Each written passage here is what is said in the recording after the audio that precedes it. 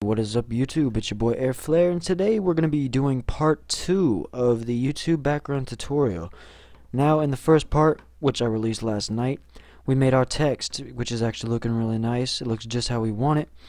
And so now today what we're going to be doing is we're going to be putting that into Photoshop. And we're going to be putting it onto our YouTube background template, and we're going to be, pretty much going from there. So I have Photoshop CS6. And it doesn't matter which Photoshop you have. If you have CS3, CS4, CS5, or CS6, it really doesn't matter. They practically all do the same thing. They have the same functions. It's just going to be a little bit different in the tutorial if you have a different version than me. Because if you have an older version like CS3, the controls or the layout may be a little different. So you might have to configure that on your own. But if you have any questions, feel free to comment below and I can help you out the best I can. So we've gone ahead and opened our text. We've just gone to File, Open, and we've opened both of these. This is a template that I got off the internet. I generally make my own templates when I make backgrounds for people. I would make my own, but for the sake of this video and not wanting to make it extremely long, I've just downloaded one off the internet. You can do whatever you want. You can download it like I did here. This one's made by Tech Tutorials. You can check him out. You can just Google search free YouTube backgrounds or whatever you want to do. So let's go ahead and get this started. Now, first thing we're going to do is we're going to come down to our layers and we're going to duplicate this layer. The reason we do that is because it won't let us drag around the original layer, so we have to use the copy layer. Otherwise, it won't let us do it. And we're just going to drag this onto our template project. Then if we press Ctrl-T, it will bring up the free transform tool, which will allow us to make it whatever size we want. If you hold down Shift while you are doing this, it'll keep it to a rectangle. It'll keep it its original shape, which is what we're doing. Then hold Shift and rotate it so that it becomes perfectly 90 degrees. Now you can drag this wherever you want. I'm just going to do it to about right there. That looks pretty good. We might actually stretch it out and make it a little bit taller. Not too much though. Then click this little check right here and confirm the settings that we just applied to it.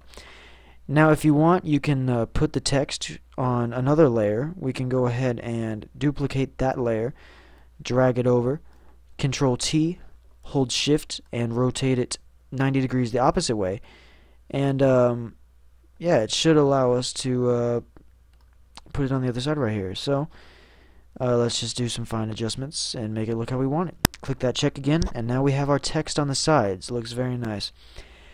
Now what we're going to do is we're going to create some custom text of our own. We're going to go to the text tool here, and I use Bank Gothic MD. It is a Call of Duty Forward font. It's a pretty cool looking font, and you can make this say whatever you want. So one that I do is I always do youtube.com/ and then put your channel name. Mine is, of course, ohflarehd, so we're going to go ahead and do that. And if it's too big, just kind of drag it so that you can see it all on screen. Now if you Ctrl-T the text, it'll bring up the size control for that. You can make it however big you want, however small, really whatever you feel looks good. It's really all up to you. And now we're just going to make this a little smaller still, and we're going to change the color of this. Because my text and... we have to apply the transformation first.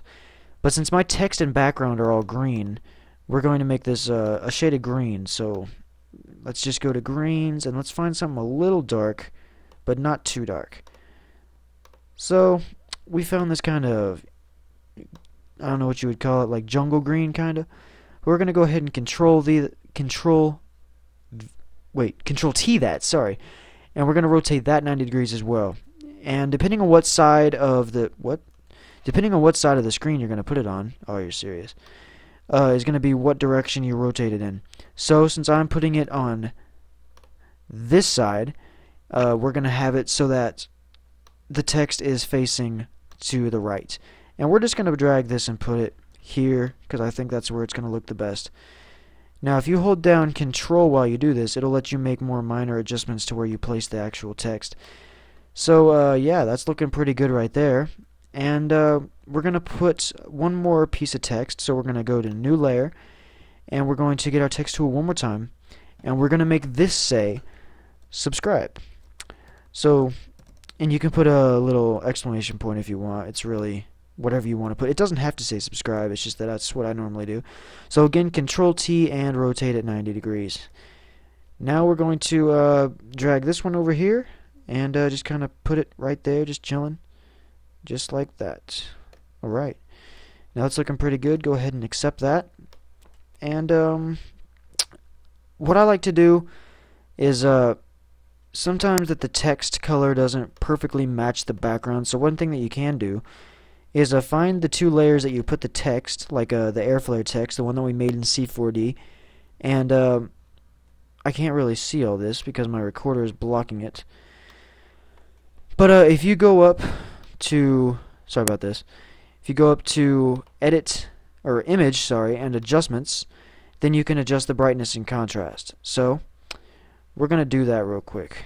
Now, the brightness we can push down a little bit to make it a little lighter or darker, whatever you really want, and the contrast adjusts the punchiness of the colors.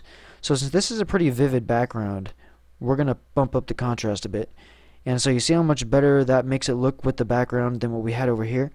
So we're just going to make this an even number, so we're just going to make that 60. Okay, now we're going to do the exact same for the other layer. You could do this first and then just duplicate the layer over, which actually would be easier, but I'm just doing it because, well, I guess it's easier this way, for me at the moment, I mean. So, yeah, we're going to do the same thing. We're going to bump this down to -60, and we're going to put this all the way up. So as you can see, our text is looking pretty well in sync with the rest of the background. It's looking really nice, and one thing that we could do is you could customize it even more. So I'm going to go ahead and do that on my own. It's not going to be anything that you guys won't know how to do. It's just going to be very simple stuff. So I'm going to go ahead and pause this and show you what I do. Alright, we're back. So as you can see, I just did some more very minor adjustments. I added two texts up at the top that say airflare. You can make them say whatever you want. Really simple. I just clicked the text tool, flipped them around, and put them at the top. And I also bumped around the position of the text just a little bit to make it look just a little nicer. And yeah, I also played around with the contrast just a little bit more, not a whole lot, just to make it look to what I think is actually really nice. So you can add a lot more effects to this if you wanted to. You can go to Google and type in anything like beam effect or star effect and get like those little flashes of light, and you can put them around your text if you want to, or any place that you really want to make it look as cool as you want it. You can do almost anything. But just keep in mind, guys, I forgot to mention this, but don't make the text too big. If the text is too big, you're not going to be able to see all of it on your YouTube page. It's just not going to work. So we're just going to keep it kind of small, not too small, because when it's in Photoshop it may look great, but when you put it on the actual YouTube channel it's going to be huge. So it does bump up the size quite a bit when you actually put it on YouTube. So keep your text to a pretty small size, and it should look fine. So we're going to go ahead and put this on the channel, and we'll see how it looks. Alright guys, here we are on our YouTube channel, and we just uploaded the file, and as I gotta say, it does look quite nice.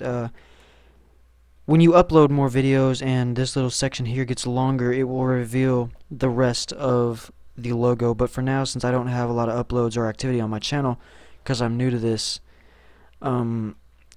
it's not going to show the entire thing yet. So keep that in mind, but the rest of it will show up once you add more activity to it and it starts to become longer, I should say. So anyways, I hope you really enjoyed this video. If you did and it helped you out, don't forget to like, comment, and subscribe. Don't forget to also rate the video. If you have any questions about this or need some help, feel free to comment or personal message me, and I'll see if I can help you out the best I can. You can also add me on Skype. My Skype name is ohflarehd, or MixSwag. You can type in whichever you want. So yeah, I'll probably put that in the description, but yet again, I hope it helped you out, and yeah, I guess I'll see you in the next video. Peace.